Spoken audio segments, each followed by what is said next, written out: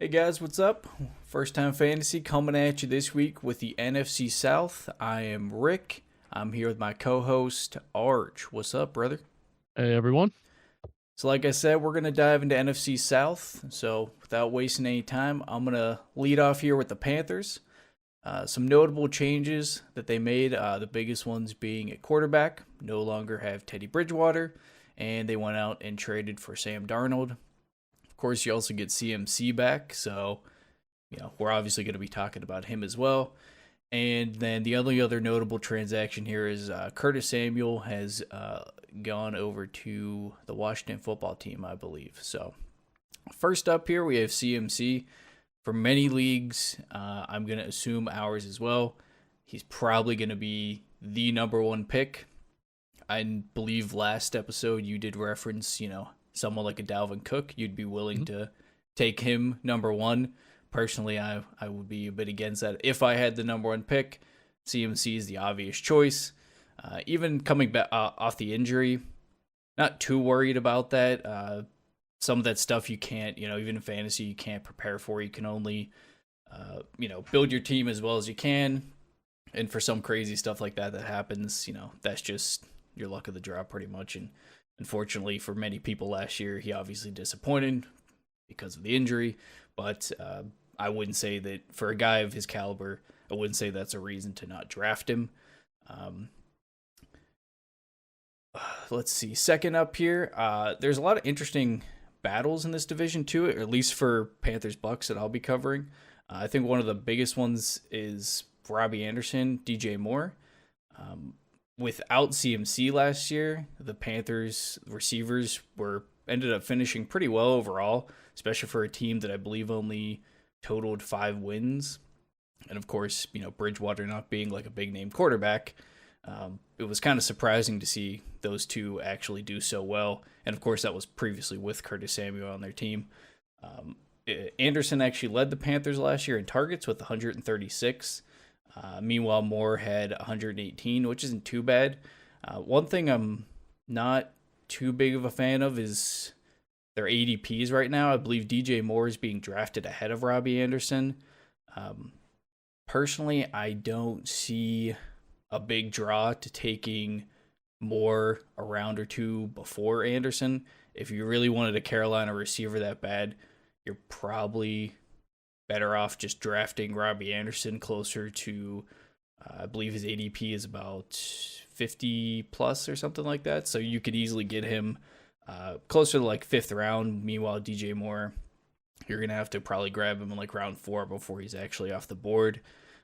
One issue with both of these guys is that with CMC being back, obviously he catches a ton of passes. So assuming that they don't go easy on him and they try to give him his full workload again, you're probably going to see some of the target share decrease for those two because they're just going to end up passing the ball to, CMC out of the backfield, which is what they had previously done before. But I think both those guys, middle of your draft, wouldn't be terrible. And then, like I mentioned before, if you really want one of these guys, I'd say skip out on DJ Moore because you're going to have to grab him too early and look for Robbie Anderson closer to like round 5, possibly if he drops into round 6. You're going to get a better value there compared to DJ Moore. And then last but not least, I have Sam Darnold as my third player here. I'm kind of just going to ignore what happened with the Jets and pretend like that wasn't really the case. Like he gets a fresh start in Carolina. He's got a team with actual, this isn't like Lev Bell just prancing in and, he's supposed to put up numbers, but the team's just so poorly run that they can't. He is like the literal best running back in the league on his team. Like I just referenced their receivers. They definitely have like some solid players, and I'm going to assume a much better coaching staff as well. So I'm not really going to reference any stats for Darnold besides that he gets a fresh start. He has a better team. And I'd say I think his ADP is like crazy, like late. Like if you wanted to grab him as your second QB, you could probably grab him with one of your last few picks, although some other people might have the same idea where expectations are pretty low and someone else might, reach for him a little bit more than you might think. But yeah, Jets being terrible. And then one other notable thing is Panthers actually play the Jets in their season opener. So you get that off the rip. You get a little bit of a revenge game for Darnold possibly, and obviously we get to see what Jets rookie Zach Wilson will have to bring. So that should be an interesting matchup. And then my sleeper pick here is Terrence Marshall Jr. Or I'm sorry, not Terrence, Terrace Marshall Jr. I believe is how you say it. Panthers grabbed him in the second round, and it looks like he is likely to end up getting that third wide receiver slot behind Anderson and Moore. I believe one of their offensive coordinators, Joe Brady, formerly coached at LSU, where Marshall had played. So he might have be a little bit familiar with the scheme that they have running there. And like I mentioned, a lot of reports out of the camp are that he's looking really good, and they want to try to feature him in the offense. Whether that actually happens with him being a rookie wide receiver, we'll see what really happens there. And of course, it's a little crowded on this team with a guy like CMC, like I mentioned, that's going to suck up a lot of targets, whether that's carries or catches, and then like I already mentioned, two of their wide receivers on top of that. So might be kind of tough to squeeze him in there, but might not be a bad idea for a late round flyer if you're looking for a receiver. So, thoughts? I have a lot of thoughts about this team. Yeah. The thing that's just weird to me, not even from a fantasy perspective, is like what are they? Like, they're not going to make the playoffs. I mean, I would bet them on. I would bet them on the under. I think they're over 7.5 wins. I'd bet them on the under. At 7.5, I might take it over on there, but yeah, I don't know. Playoffs. I mean, their division outside of Tampa sucks. Yeah, that's one thing they have going for them now. I know you're going to be touching on the Saints soon. Is it's a little bit less competitive because Tampa's essentially the only real decent team there. So, well, so from what we care about, a fantasy perspective, CMC, like you said, easy, draft him. I mean, I did say I like Dalvin Cook a little more than McCaffrey. If I had number one pick in any of my leagues, which I don't, it'd be a last second decision. But you can't go wrong with him. Darnold, maybe this will be the year that Colin Cowherd's little buddy finally puts up a good season. Like you said, it's pointless to talk about his stats. That the Jets team was like so bad that, I mean, comparing him, I mean, until he plays like a few games, I feel like it's tough to compare it at all because everything on that Jets team seemed just absolutely, terrible. Didn't he have Robbie Anderson? I believe now that you mention it, I know Anderson was with the Jets. I'm just not sure. Maybe they did overlap that first season that he was there as a rookie. Now, does that mean that the scheme was bad, or does that mean that Darnold's bad? I guess that's a good question. Anderson put up those good numbers last year with Bridgewater. Yeah, and that's where I'm thinking, without CMC, that freed up a ton of targets. And of course, like I said, Curtis Samuel gone as well, but there's like a bit of a trade-off there. So I don't know. I could honestly see CMC just, if they decide to give him that full workload again, that kind of screws over. Like I said, I mentioned 3 receivers.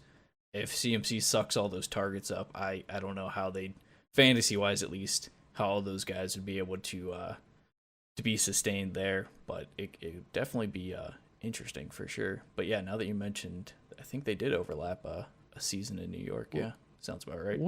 What does ESPN have DJ Moore ranked at? See, that's my main problem with these two guys is the ADP for me, like, it just doesn't...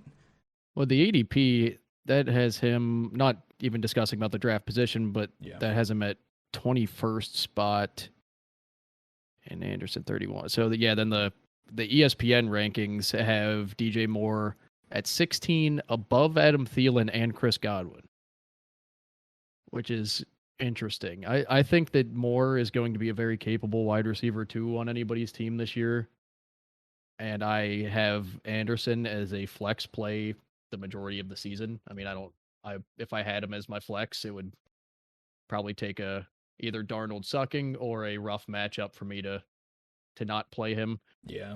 Unless you pull a Dan Zerle, who's another guy in our league, and just get lucky with Yeah, I draft mean, picks that make no sense. some of the team does kind of depend on if Darnold actually shows up, because Bridgewater, it's like obviously he is more of a steady floor, where he's more of a veteran guy. He was able to make the plays they needed to last year, but I think Darnold has much higher ceiling, obviously. So if he really does show up, you could see Anderson and Moore, repeat what they did last season and be, solid receivers. I believe Anderson finished as a 19th receiver and Moore finished as wide receiver 25. So for a team that only had 5 wins and was missing arguably the best player, at least fantasy wise, in the league, that's not terrible, especially for.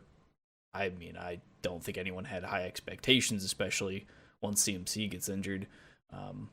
But not terrible. But I think that's why I'd rather wait the extra round or two, or whenever Anderson is finally going off the board, and look for him over DJ Moore. I don't think it's worth like a pick 60 or whatever ADP for DJ Moore right now. It's not. Yeah, it's not too expensive, but I think you can get some better guys around there, or wait around and then grab someone. Yeah, it all depends on how your team's shaping out at the time. If you don't pick again for a while and you don't have a second wide receiver, I would probably reach a little bit for Moore, but it depends, like I said, on who's left, because you have Cooper Kupp right around him. Yeah, Deontay Johnson. That's the thing is, why not just grab Chase? I think I'd much rather grab Kupp or like around there than DJ Moore even, and their ADP is pretty similar for those two guys. But I think I'd rather have Kupp over him. Looks like the ADP is more along the lines of the way we're thinking than the way the ESPN experts have them ranked. Yeah, but I don't know. They're both quality options, quality mid-round guys. Yeah, either one of them could end up with wide receiver 2 potential. I don't see either one going higher than that, but you're not going to draft them as higher than that, hopefully, so it won't matter if they don't reach that ceiling. Yeah, unless you're a Panthers fan or something, or you really think, like I said, if Darnold goes off, he's a completely new setting. It's like a clean slate, but I don't think that. Yeah, I think wide receiver 2 for both of them is possible, but I think it'll be tough to sustain that with CMC playing a full season. He's just gonna suck up a lot of carries, a lot of targets, and probably diminish some of what they had from last year. So yeah, and speaking of a player who's going to suck up all the targets, we can move on to the Saints. Alvin Kamara, obviously, he's the number one guy there. There's not many question marks surrounding him at this point in his career.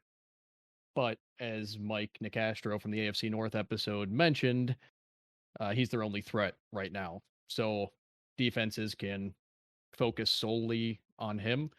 When Thomas comes back, I don't know. Rick, do you know what that time frame was? I can't remember. I don't recall exactly, but I mean now you can get Michael Thomas closer to like I believe like pick 80, pick 90 or something. Yeah. I don't remember what the time frame for the injury was, but I think he misses the first few weeks minimum. Hopefully when he comes back, he'll still be an elite receiver. I don't know. But he'll still have Winston and Taysom Hill throwing to him. So Kamara will still likely be the main focus of that offense.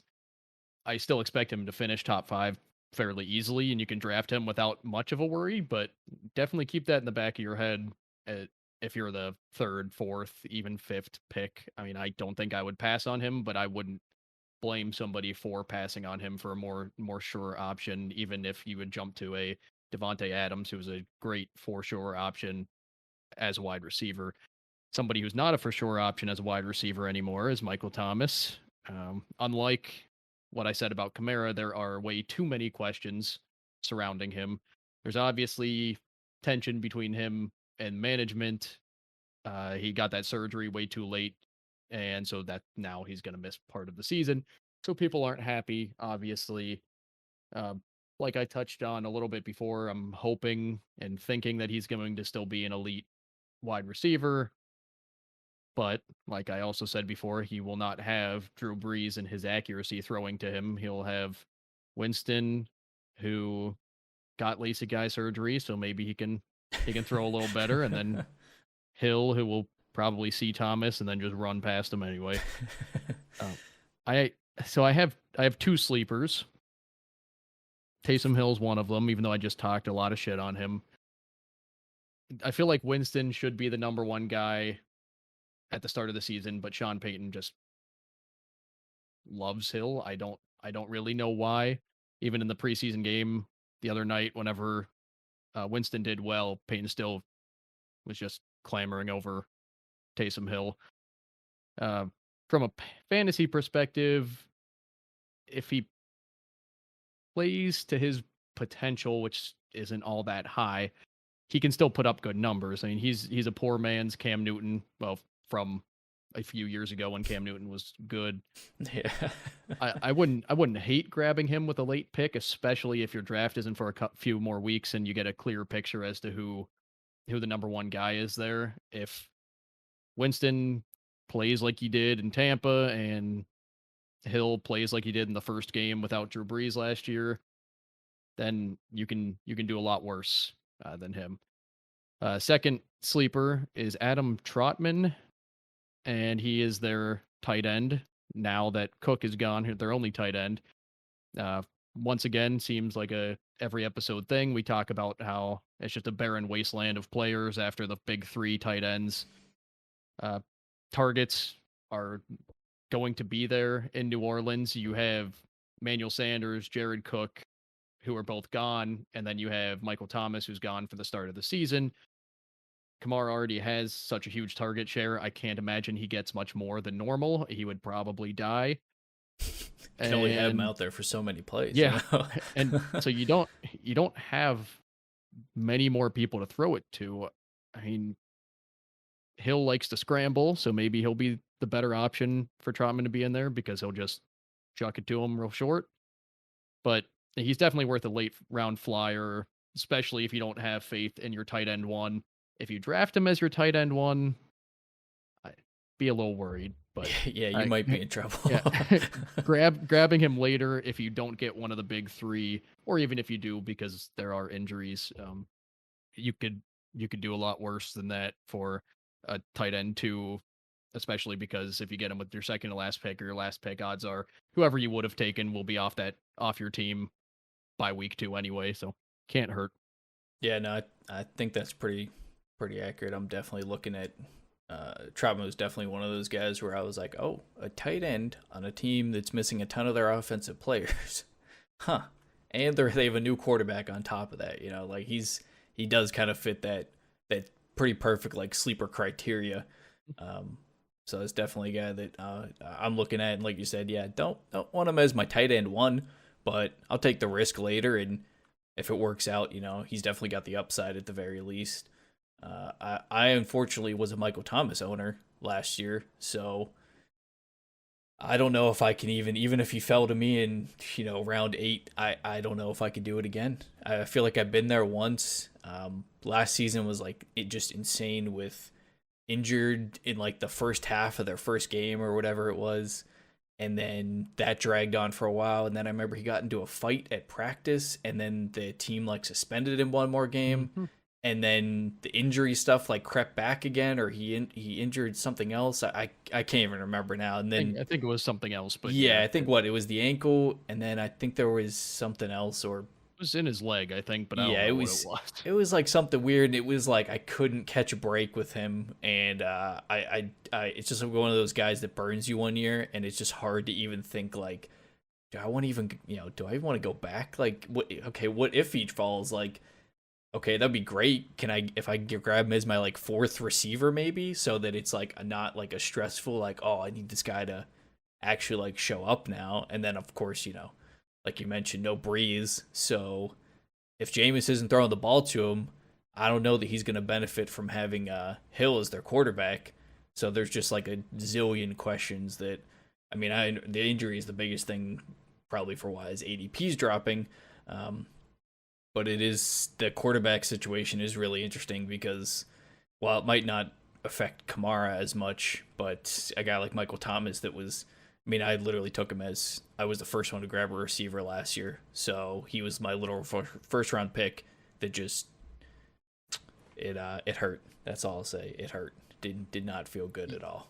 That's for sure. Yeah, in one of the drafts I've had so far, it was a 12-man league, and I took him in round 6. So it was. Was that like, prior to any of the injury stuff? No, that was in the injuries, but that's when they were saying like 2 to 3 weeks. Okay, and yeah. I was gonna say because I've seen him go in like mocks like way later. Yeah, I also had Chris Godwin and Amari Cooper already, so you at least had you at least had your 2 wide receivers. He wasn't even like your wide receiver 2. I mean, that's reasonable if you already have 2 receivers and you want to take the risk. I don't think it's terrible to maybe. It's funny to say reach for a guy like that because normally he'd be going as one of the top receivers, but with the circumstances around that team this year, it's just it's tough to trust that. Yeah, it's actually I'm gonna see if I can see where I drafted him. His ADP actually is 92 right now, and he is ranked as the 33rd receiver. That's right in between, like we just mentioned, Robbie Anderson. He's 2 spots below Robbie Anderson. Oh boy. Okay, it was 7th round. It was pick 8. I mean, that's like 81. Decent value. Yeah, that's not too far from his now current ADP, which I mean just seems to be dropping. It would be nice to know who the quarterback's going to be. I'm assuming that they're not even going to, announce that until who knows when. It's probably going to be like right before that first game, and that's probably the next biggest thing. At least with an injury. I mean, yeah, he got the surgery late, but at least he's gonna, he misses a few weeks, but it's a long season. If he only misses 2 or 3 weeks, you can live with that, especially getting him as potentially your 3rd receiver. But the quarterback thing could really make or break not just him, but even some of the other guys for that team. Kamara is probably your only good bet there. Kamara is the only player on the team without any real question marks. I mean, that guy's just incredible. I picked 9th in our draft next weekend, and I'm going to tell don't take him. Anybody, it's a huge risk. Don't take him. Let him fall a little bit. Good idea. Good thinking. Good thinking. I'm sure someone will look into that. But yeah, so Saints used to be a treasure trove of picks, and now they have 1. Yeah, I know that not to extend too much on the Saints, but I think they lost a bunch of guys on defense too. Like they lost a bunch of guys. It seems like on both sides of the ball. Defense is still probably going to be top 10-ish. Yeah, but yeah, I remember seeing a few of the guys retire, and then when I was looking some stuff up, I saw that they lost some of their like more key guys. I mean, I'm sure you always have guys that fill the spots, but well, jumping over to the Bucs in that case, kind of the opposite situation here, where they really haven't changed much since they won the Super Bowl. I cherry picked a stat.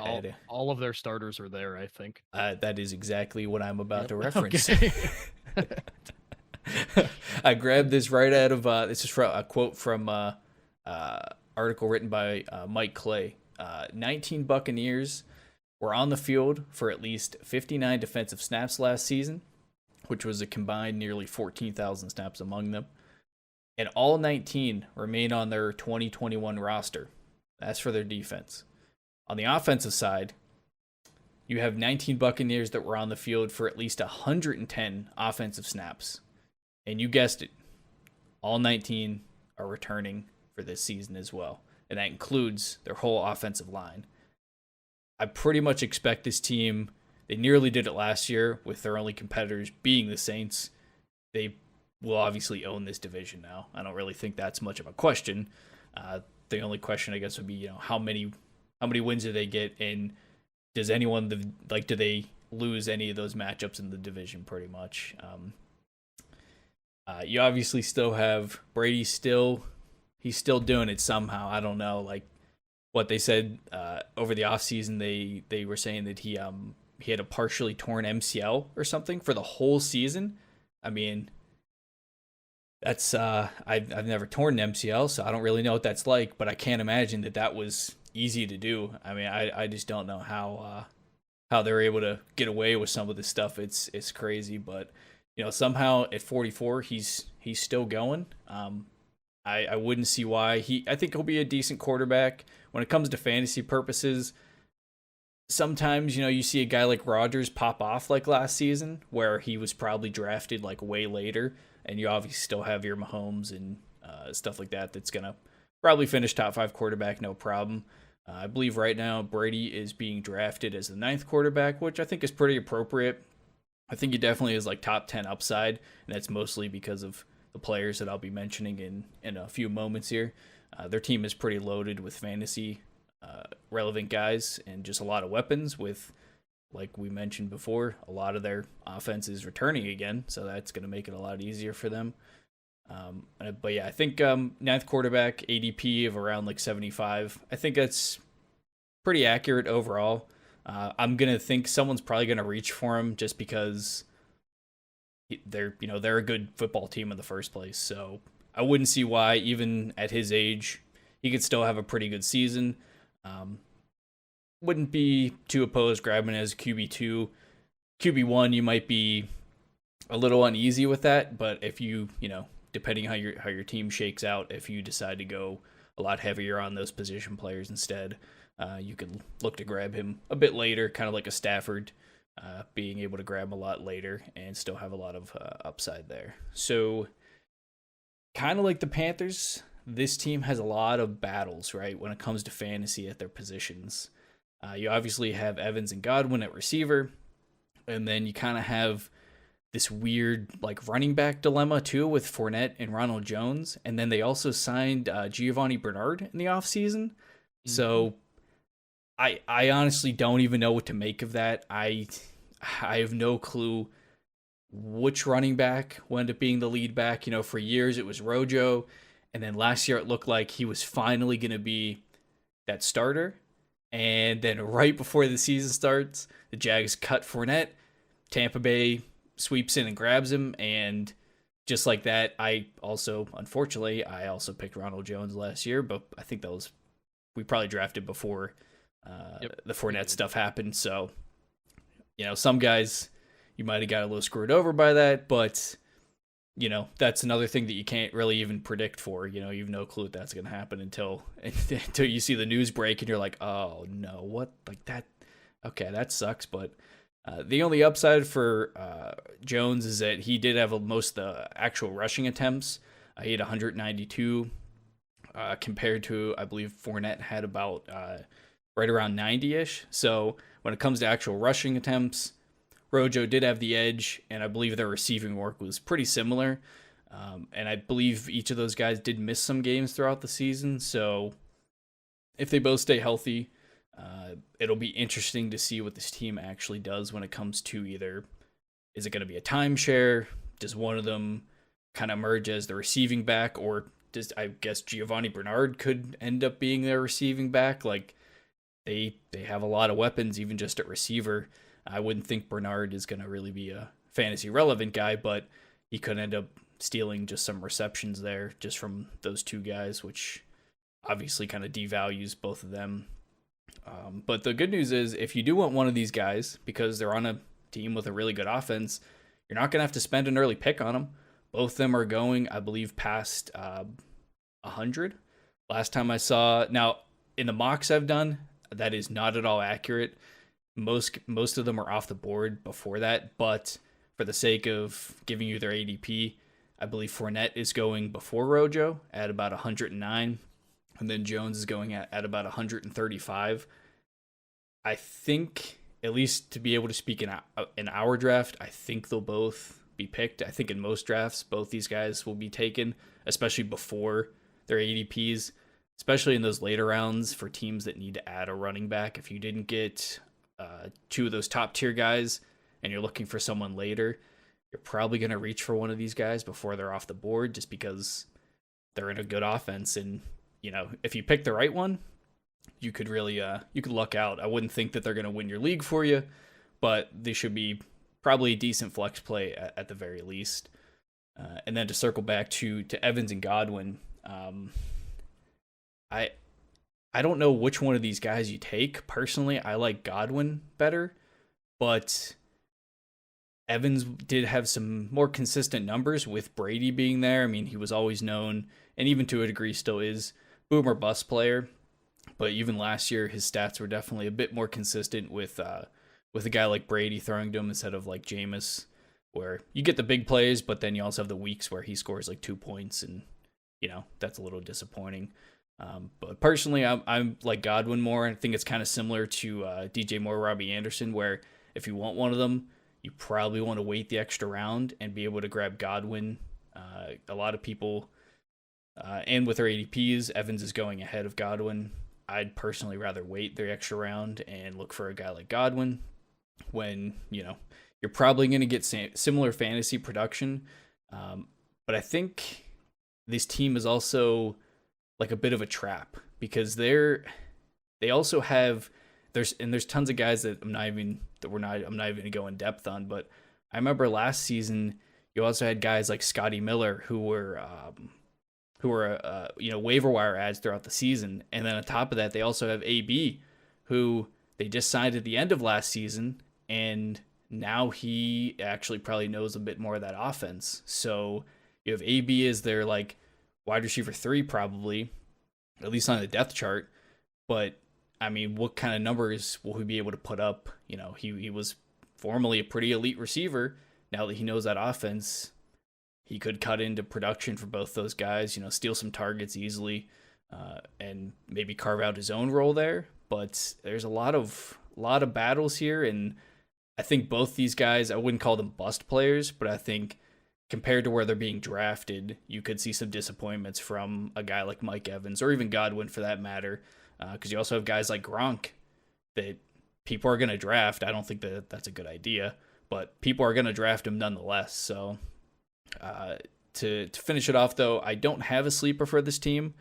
I think most of their guys are going to be drafted, and looking at most of their ADPs to at least try to pick a sleeper, the only guy that was even close to about an ADP of like 120, which would put that at like a 10th round pick, was Rojo, where his ADP was 135. But I don't think he's going to make it that far in the first place. So don't have a sleeper for this team, but there could be some interesting picks like Gronk, where if you want to shore up your tight end and grab him late, or for some reason you think he's good enough to be a tight end 1, maybe you do, that's fine. But this team's a little crowded when it comes to fantasy, so you could have Evans and Godwin pop off, but you could have AB stealing some of that work there as well. It's an interesting team for sure. Well, in keeping with what I started with the NFC North last week, I'm going to do an edition of fuck that guy. Fuck Gronkowski. I'm just don't take him. I'm not. Never will. Hate that guy. Anyway, I glad you got that out of your system. Do you know what AB's? I'm just gonna say his full name because of the acronym I'm gonna say after. You know what Antonio Brown's ADP is? I do. What is it? It is 112. I think you could classify him as a sleeper because I think you can. But I think he's going to do well this year. See, that's the thing is like I don't want him to. I was looking at the team and I'm like, okay, so Evans is a top pick, Godwin's a top pick, and then I was like Fournette and Rojo, their ADPs, and that might just be purely like the numbers, but in a lot of mocks I've seen, they are not going anywhere close to those ADPs. They're at least going like decently above it, not anything like crazy, but calling any of these guys a sleeper, like, yeah, I guess you can call AB a sleeper. I mean, he, all the theatrics that have gone on with him for the last few seasons, I think if he's integrated to that offense like pretty well, and he's able to learn that a little bit better, especially for just joining up with them late last year, maybe, but it kind of didn't feel like it. I still don't think he's like a sleeper pick though. Like, I think he's going to be picked, obviously, and I think in a lot of leagues he's going to be picked because he obviously could pop off, and he could be that elite. He's only 33. He's not that old. He's a few years that's what I mean. He from could being like the undisputed number 1. Yeah, he really could pop off, and he could show up and be that elite receiver that he used to be. So I think that's the biggest problem with this team, is that they have too many fantasy relevant players, and then they have some fringe guys that could be relevant. That just makes it tough for me to want to go out and pick Mike Evans at forget, his ADP is 36 right now, 12th receiver overall. I I think if I really wanted one of these guys, I would just wait around and grab Godwin, or I'd grab I agree someone with you else on going this around the one. same time. It's just I Just don't get it. based on value, Godwin is the better option Yeah. between him and Evans. Uh, I just I know he was more consistent last year with Brady, but Evans just the first thing that pops into my head at all times is just boom or bust. Yeah, And I think that's the same thing too, because kind of went in with that where I was like, it's kind of like boomer bust player. So like, okay, yeah, he is like the high upside, so he's gonna go. He's still gonna go early in the draft. But then when I kind of looked at it, he still had some bad weeks. I mean, there's no doubt that there were still some bust weeks, but I think I looked at right around last year's stats. Him and Thielen finished pretty close, within a few slots of each other, I believe, and the numbers, like fantasy point wise, were about the same, and they still both had.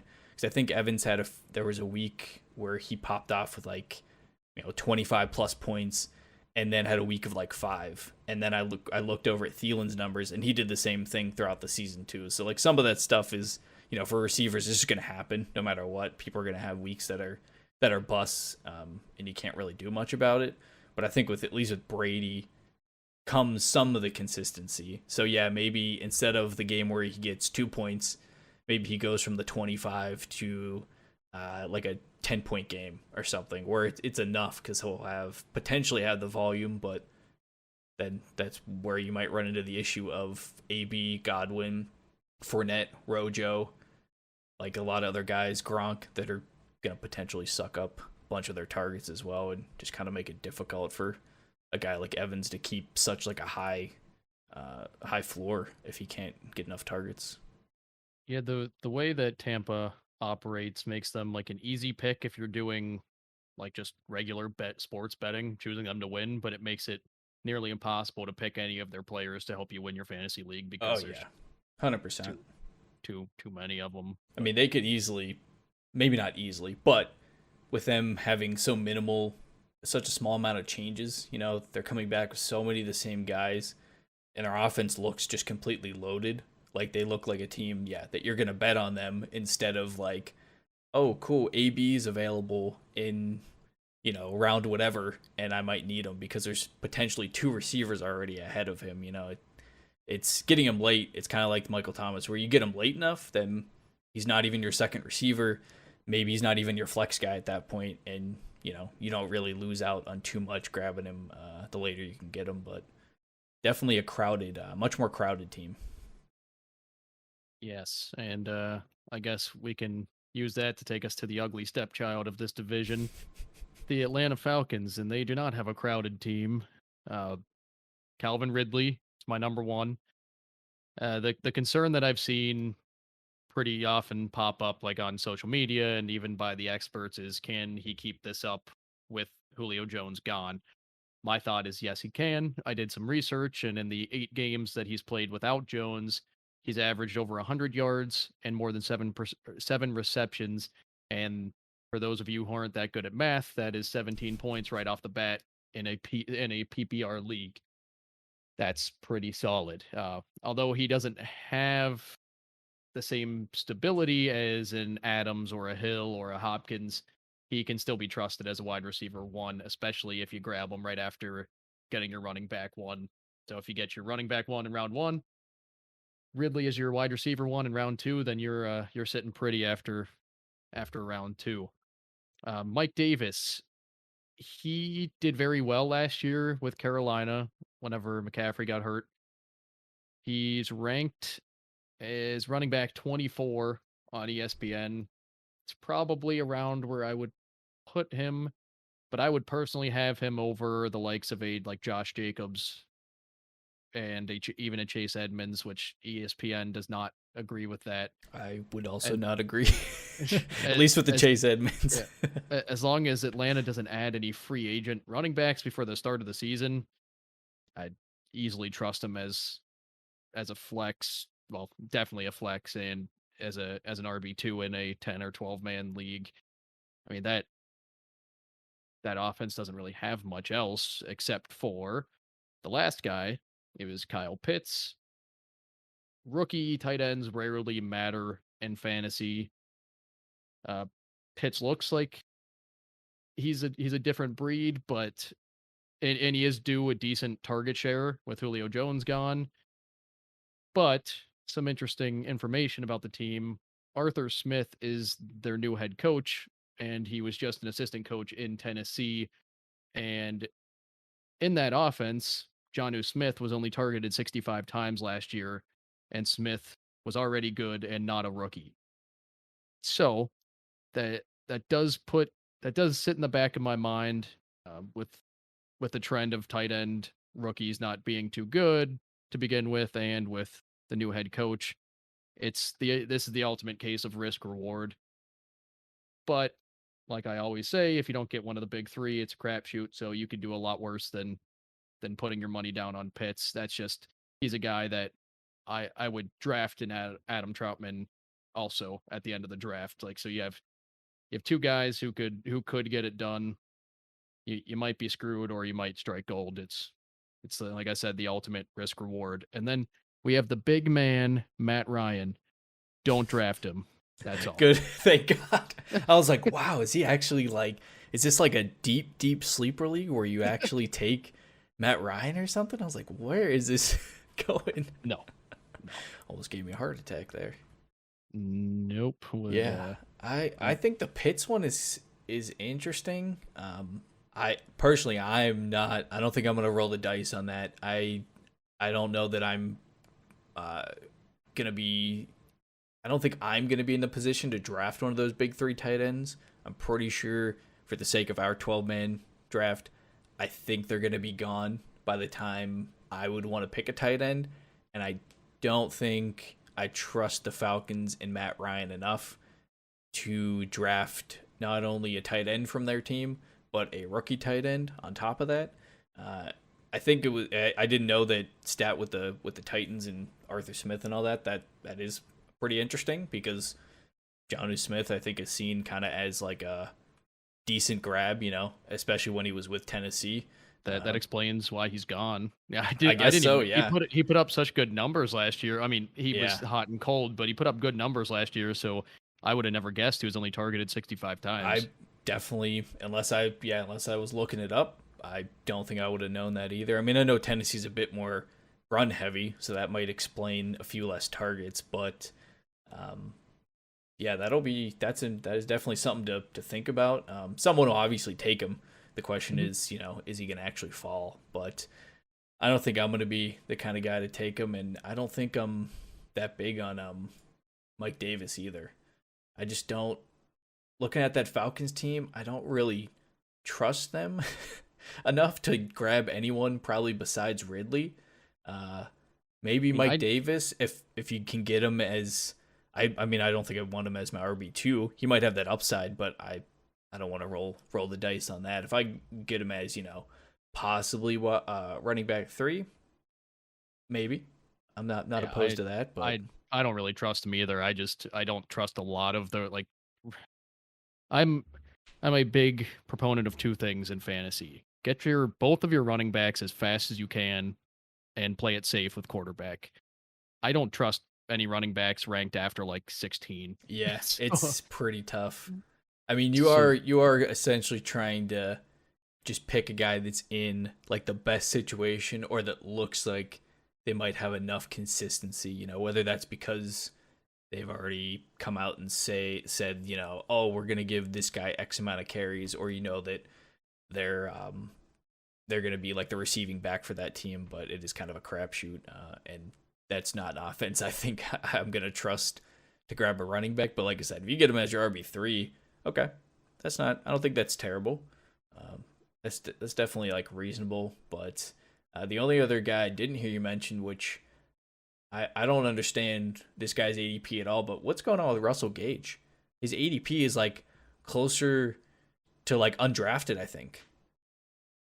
It's 170-ish or something. Trying to find him. Yeah, that's what I was gonna look it up real quick. But I think I remember. I mean, I think in some mocks, I'm grabbing him with one of my last few picks. I'm reaching for him compared to where he's being ranked and what his ADP is.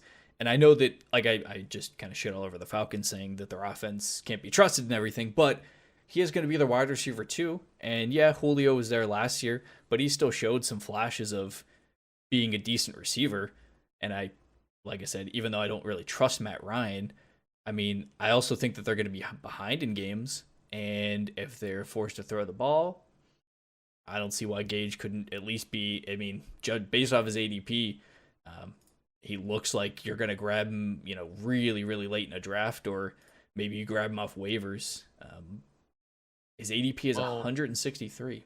Yeah, I drafted him in my other league in the 15th round. Yeah, see, that's what I don't get. 15th round, like that to me seems crazy. But one of the funny things I'm reading about his 2021 outlook, and it says, Gage is a short area target who adds little after the catch. His efficiency numbers have been very poor the past 2 seasons, and Atlanta won't throw as often in new coach Arthur Smith's run-first, tight end friendly scheme. Oh, how does he have a tight end friendly scheme if his offense last year targeted their best tight end 65 times? But the interesting thing there, because I don't know much about head coaches, they're a run-first team. If they don't add another free agent running back, Davis did well with the volume last year. I guess that would be the key. I mean, for a lot of guys, volume is key, but I guess if they truly, I mean, honestly, I didn't remember that they ended up with a new head coach, so I wouldn't have grabbed that stat anyways. But I mean, that's definitely changed. Not fully changes my mind. I still think the offense will be pretty bad, but I guess that maybe that makes sense now. I kept seeing Russell Gage, his ADP was just so low, and I was just thinking like, this guy's like probably a solid wide receiver 2 on a team that I'm still thinking they're going to end up playing from behind. So I don't know how much that run first is going to work if you're losing games. And now within their own division, they're fighting with probably like the Bucs are the only decent team, so they have to fight with the Panthers and the Saints to, I guess, not finish last essentially. So I don't know. I haven't looked at their schedule. That might be more of a determining factor, I guess. But I don't see how you could be a run-first team if you're not going to be leading in a lot of your games. So, and I mean, last year with Julio, I mean, I think he missed some games with injury and stuff. But I think they still only had, they were like similar to the Panthers, where they only had like 4 or 5 wins. So they've essentially only gotten worse, but then added Kyle Pitts. So I don't really know how that's going to work. But I'll have to do some more research on that, how tight end friendly the scheme's going to be. I mean, either way, I don't like trusting a rookie tight end. Yeah, I was trying to remember who was was interesting. Was there like 2 relevant tight ends in Tennessee? Because I'm trying to remember who. I know their guy. It's this year. I think it's Fursker or something. But I'm just trying to think. Was it Jonnu and someone else? And maybe it was tight end friendly, and the targets just got more split, and Jonnu just doesn't make it look like as friendly of a scheme as it might have been or something. Oh, god damn. I did Tennessee depth chart and it gave me fucking college team. Oh. I don't know. And I want to see depth chart from 2020, not 2021. I mean, yeah, that could be beneficial for Pitts, but yeah, rookie tight end. It's one thing to look at some of the rookie receivers in the draft, and if their teams are decent. It was Smith and Ferkser. Okay. So yeah, I don't know. That's interesting. Tight end friendly scheme, but I mean, I guess Tennessee is their passing it was probably more like efficiency since they were so like run heavy. So I guess if it maybe depending on how many more catches Jonnu could have had, depending on his like targets and whatnot. I mean, maybe that's why it would be considered tight end friendly, and the fantasy stats just don't look as good as they should on the page or something. Yeah, so this division, the fight for second place might be pretty fun to watch. Carolina's they could be a sleeper this year. I think at least in this division alone, I wouldn't be surprised. I guess it kind of does depend on Darnold. I mean, CMC just stays healthy. I mean, that has to be a huge. That easily gets them. They had 5 wins last year. You get like a few more just with him back alone, even if you didn't change anything at QB. But I mean, if Darnold can essentially do what Bridgewater did last season, which is kind of just make the throws you need to, I don't see why they can't be at least better than Atlanta for sure, which I believe they had more wins than them last season, but I don't see why they can't do that again. And the Saints will be interesting to see for sure, because there is definitely some question marks there, and it'll be interesting to see who, I guess, steps up while Thomas is out for that time, and I guess ultimately who's the quarterback come week 1, because that'll probably determine some waiver ads going into week 1. Do you grab whoever is supposed to be their top receiver there with no Thomas, if Hill's the quarterback, or if Jameis is the quarterback? I mean, I don't even know who that is. I'm trying to remember too, but I can't. I think it was Thomas then Sanders last year. Oh yeah, that's right. I almost forgot. Yeah, Sanders. That was a pretty big loss for their offense in that case. This stupid dark mode thing. Every time you click on a website, it takes a second, so it just blinds you. Wide receiver. Traquan Smith. Oh yeah, Traquan Smith. Yeah, I knew it was something like that. It sounded familiar. This one guy's name is Lil Jordan Humphrey. I did see that when we were doing a little research for this. I looked at their depth chart and I remember seeing that, and I saw he had little in his name, and I was like, what? I was like, is that your legal? I'm curious. Is that this dude's legal name, or is that they're all right, we need your name, so he wrote it down like that or something Yeah, that'll be interesting. I guess maybe that's a nerd. I'm not drafting it. I don't think anyone is. I mean, yeah, Thomas might miss anybody would anyway. But. Yeah, Thomas misses week 1 or 2, so okay, maybe you go grab Traquan Smith off waivers, because I don't think anyone's gonna draft him. But then I think if Hill ends up the starting quarterback, I don't know, that probably ruins that for you in the first place. Yeah, this outside of Kamara and CMC, this division is it's a toss-up. We got some people who could be really good and some people who are going to suck, like Matt Ryan. Yeah, that's for sure. So, yeah. You got anything else about these very, very fun teams, Rick? No, I think that's it. Yeah, I think we did a decent job there. Yeah, next episode, we're going to discuss a more entertaining division, at least my second favorite team in the league, with the AFC West. We're going to also have another guest, Jace Molinaro. He is in our fantasy league that we will be drafting next Sunday. Smart guy. He'll have a lot of good insight, and should be a fun time. Yeah, good stuff. All right, we'll see you guys next time.